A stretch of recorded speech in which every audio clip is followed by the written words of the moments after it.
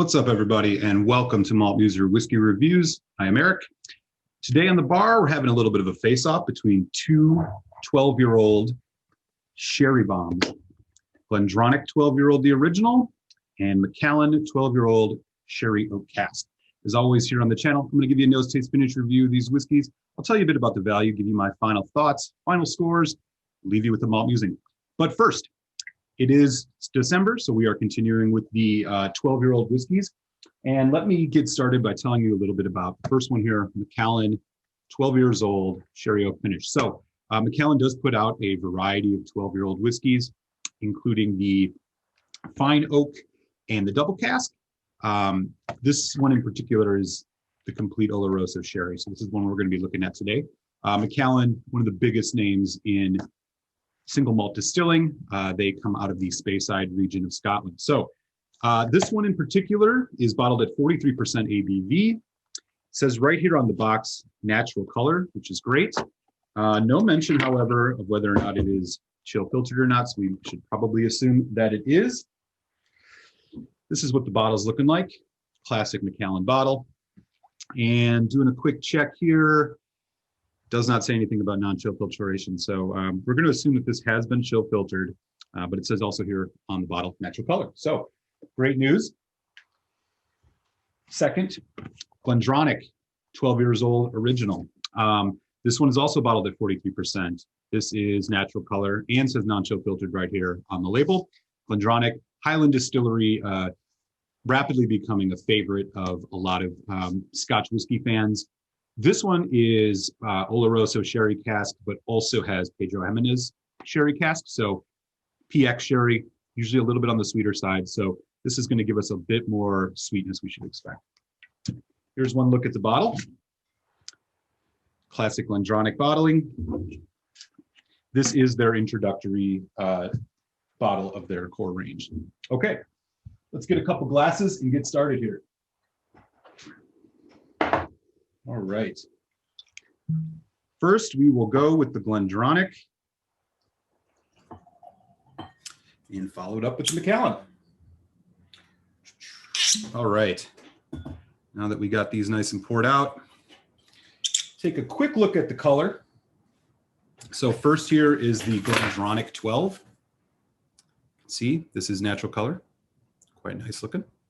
You can see it's got a reddish hue to it. It's definitely from that sherry. Let's dig in on the nose. First, right away, that jumps out is dark fruits, which is what you would expect. There is a bit of sweetness. It is almost like ripe red berries. Some spice in here as well. Maybe a bit of clove.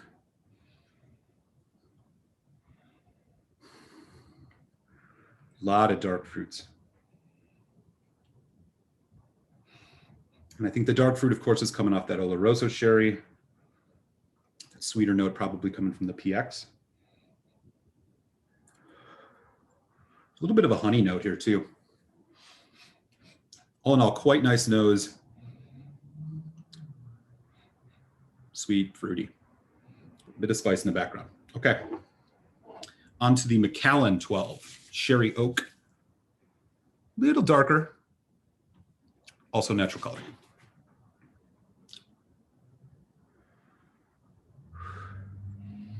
Okay, immediately on this, it's more dried red fruit, richer. Really nice. This smells like Christmas spice.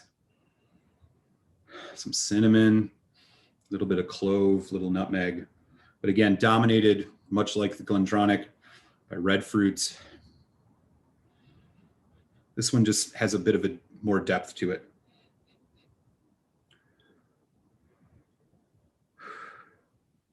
Quite nice. Okay, let's try the Glendronach first.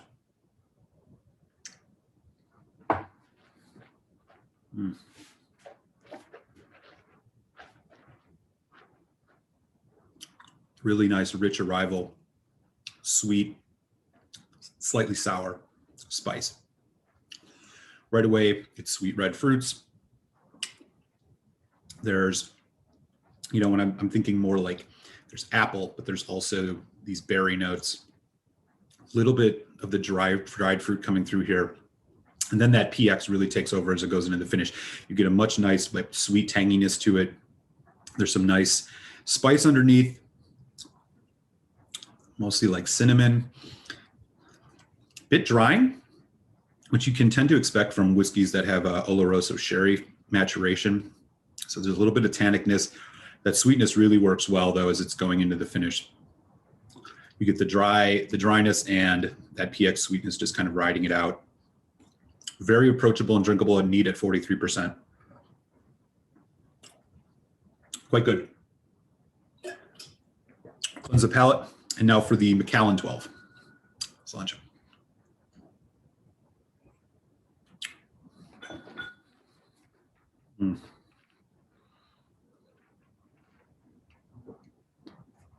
Rich. In addition to the red fruit, you're getting darker stone fruits like plum, raisin. Nice development too. The flavor really expands as it develops. A bit of spice, but it's not as aggressive as it was in the Glendronach. A bit more well-rounded all the way around here. Again, cinnamon slightly drying at the end here as well. It doesn't quite have that zippy sweetness that the Glendronach has as it rides out into the finish here. So you're really getting a lot of, again, plum, maybe even fig, raisin. There's some nice bright red fruits in there as well. A little bit of apple. Medium on the finish as well on this one. There's also nice ginger note, pickled ginger note coming in, adding to this spice and sharpness, and vanilla just kind of surging through here. Great stuff. So these are quite comparable so far. Let's see what happens with a little bit of water. We will give this a nose taste and finish here with just a couple drops of water. As I mentioned, these are both 43% ABV, both natural color. However, the Glendronach does state that it is non-chill filtered. We'll probably get a little bit of mist on this eventually.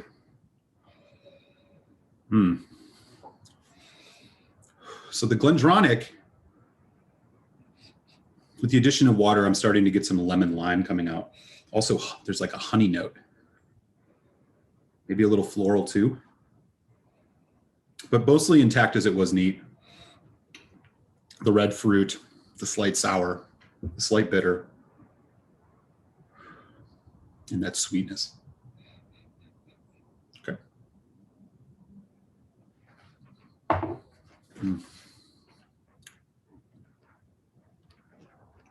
Arrives really nice too with water. Again, develops immediately from this kind of nice, beguilingly gentle, but then it really bursts out with the spice notes. Again, cinnamon, maybe even allspice. This is like assorted kind of Christmas mulled wine spice notes. As it goes into the finish though, this does tend to kind of, I don't want to say fall apart, but it gets a bit disjointed. That sweetness is still there. The dark fruit is there, but it's also got some edge to it, which I am associating just with kind of youth. A little bit of ethanol, slight mint as it goes into about a medium finish. I think so far the Glendronach was a little bit more put together neat. Okay. Now for the Macallan 12 Sherry Oak.